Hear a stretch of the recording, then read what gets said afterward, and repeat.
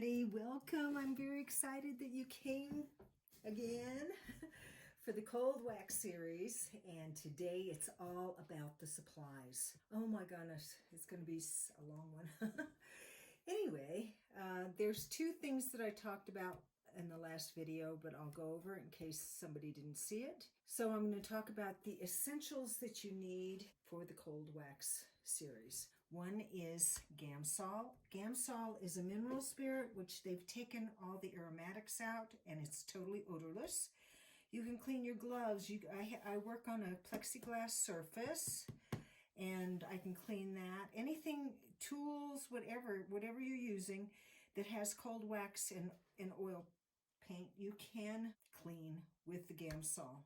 I do have the Gamsol in two different bottles, spray bottle and the needle nose bottle, and these are magical. You can actually use this on your cold wax piece. So we'll be talking about all the magic that these will bring. And then we're going to be talking about the cold wax medium. This is a whitish, creamy consistency, absolutely a dream to work with. And you're going to mix this with oil paints. And I've got two oil paints here. One is a water mixable oil color, and this one is the regular oil paints. Now, I have used both, but not too much of this. I prefer the oil paints, but you know, this is a personal preference, whichever you'd like. You need a palette knife.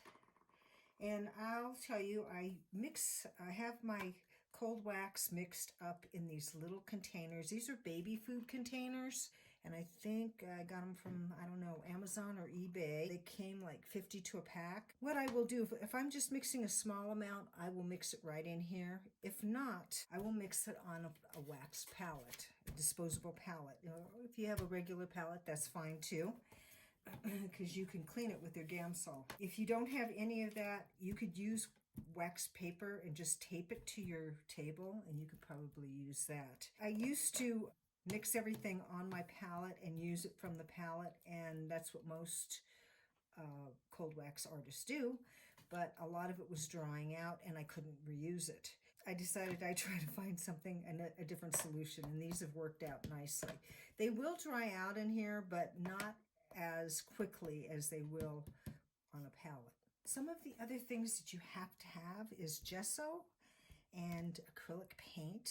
Doesn't matter what kind of gesso or what kind of acrylic paint, you know, whatever. And you can mix your acrylic paint into your gesso, you know, if you have a color that you want the gesso to be. Put that on your substrate. And obviously you need a substrate, and we'll be talking about that later. Okay, let's talk about all the things that you can use to color your cold wax. So obviously oil paints, but you can use pigments also. And I've got an assortment of different kinds of pigments. These two, I think I got to color wax for encaustic, but you could still use it. I've got Perfect Pearls here. Magicals. I can't remember. Anyway, if you recognize this bottle, you might know. And then I've got some gold pigment powder. I do resin work, and this is color for resin, pigments for resin. You can see the granules are larger on this. So what I did with this, I showed you what was in that baby food container, and this is the color I used. I used a tiny bit of Gamsol to break this up a little bit, and then I mixed it with the cold wax. I've got charcoal here, and what you do is you take your X-Acto knife and you're just going to scrape the color off of this and then mix it with your cold wax. You might laugh at this one. This is eyeshadow. And these are eyeshadows from the dollar store. What I've done is I've just ground them up and I put them in little bead containers. The pigment load is not going to be that great on these, so these are going to be more transparent. But if you don't have anything else, you know, you might want to try something like that. Okay, once we get the gesso and both gesso and acrylic on our substrate, we can actually start working on it. And we can work with different types of oil pastels. I'm going to just show you some of them I have. Now, you don't have to use all of these. You know, if you have one, that's fine. If you don't have any, that's fine. I'll be telling you about some other things that you can use. So this is R&F oil sticks, and these were made for encaustics. What's really nice about the R&F and the next one I'm going to show you is that once your first few layers are dry on your cold wax, you can use this on top of it, which you can't do with a lot of other oil sticks, but you can do it with the Sennelier.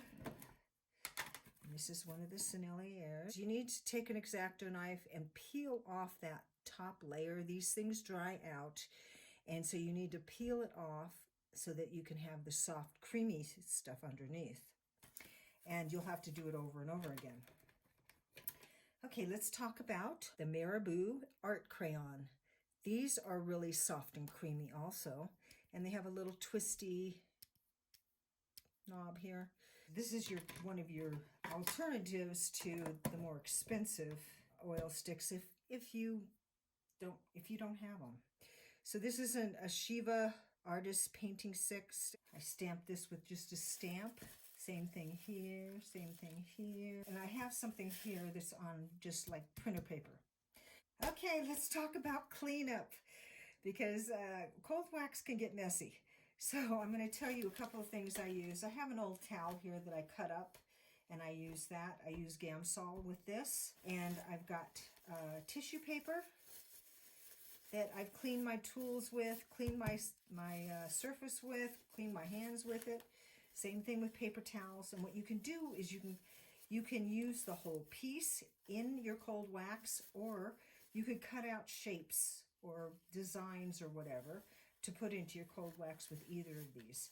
So you're not throwing out your paper towels, and then you're using them. So, I mean, it's really helping the environment and helping you at the same time. Substrates. So this is a mixed media pad. The paper on this is thick enough that you could use something like this.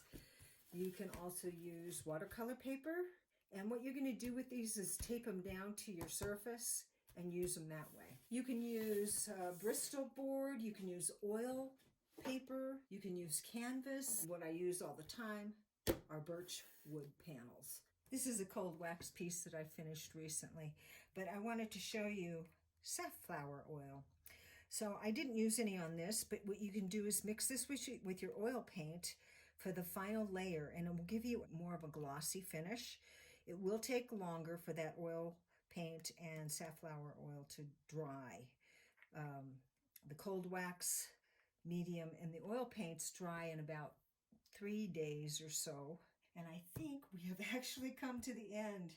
So I wanted to say have a fabulous day today, and subscribe, like my videos if you choose to. We'll see you for the next video. We're going to get started next time. It's going to be fun. Later.